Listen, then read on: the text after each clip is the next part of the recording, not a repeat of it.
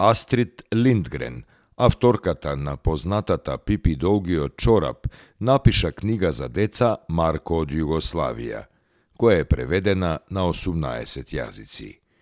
Книгата е за Драги Чиче и брат му Петар и нивните другари, нивните згоди и незгоди во село Драчево. Кога бил мал, Марко Трајковски во училиштето Свети Климент Охридски, дошла писателката и прво го забележала него, затоа што тој бил пегаво и палаво дете. Тука престојувала 3 недели, дури и сакала да го однесе Марко во Шведска, но бабата и дедото не го пуштиле.